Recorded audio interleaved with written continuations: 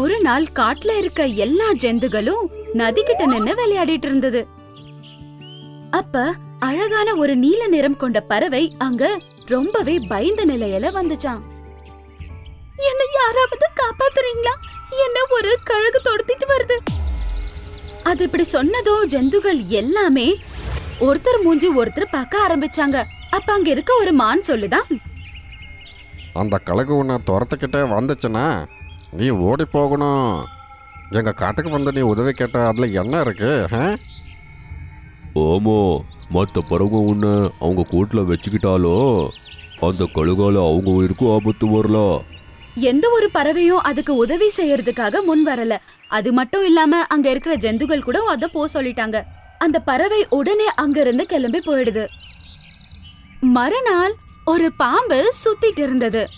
அப்பா அதோட பார்வை ஒரு முட்டை மேல போகுது. அந்த முட்டையை சாப்பிடுறதுக்காக அது போகுது. அதே நேரத்துல மீனு பறவை அதோட குழந்தையான சின்ன கூட சேர்ந்து அங்க வருது. அப்புறம் அங்க இருக்க முட்டையை பார்க்க ஆரம்பிக்குது.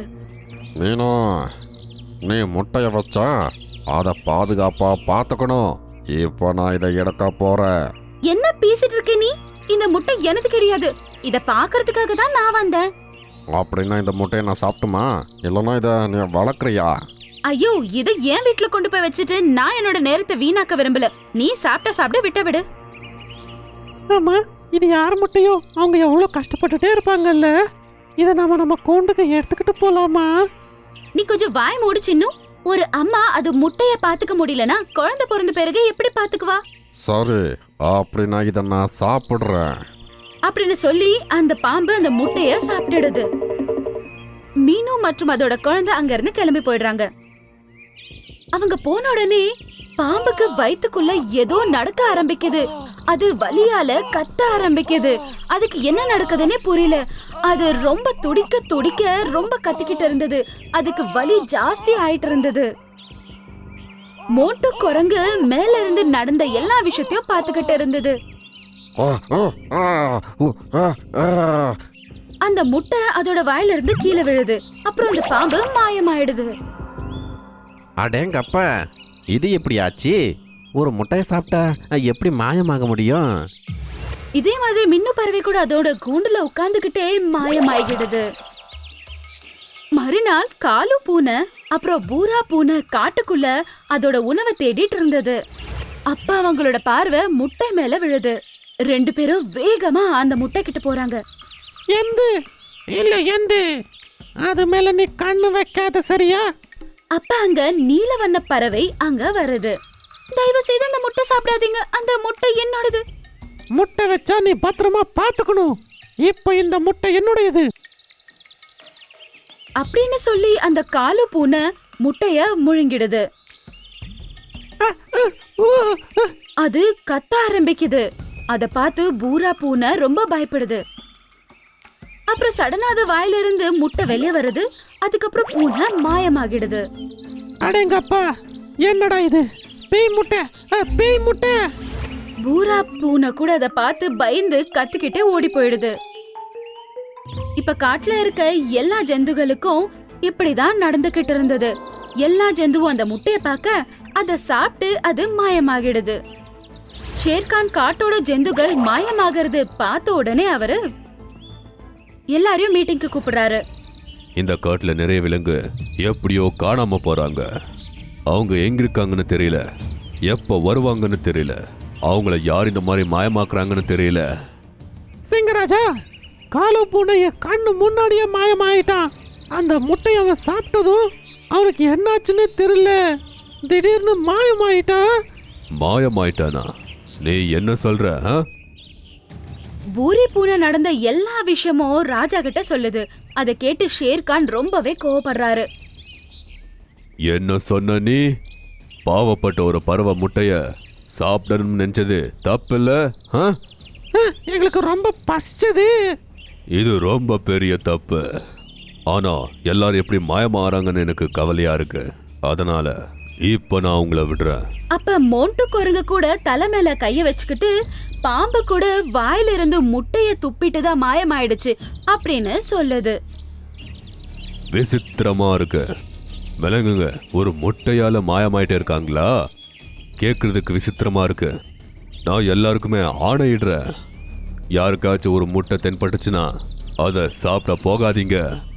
யாராச்சும் என்கிட்ட அனுப்பி வச்சு என்ன அங்க வர மாதிரி பண்ணுங்க. இப்ப எல்லா ஜந்துகளோட மனசுக்குள்ள ஒரு பயம் வந்து விட்டது. ஒரு நாள் கத்துற சத்தம் காட்டுல கேட்க ஆரம்பிச்சது. காட்டுல இருக்கிற எல்லா ஜந்துகளும் கத்த ஆரம்பிச்சது.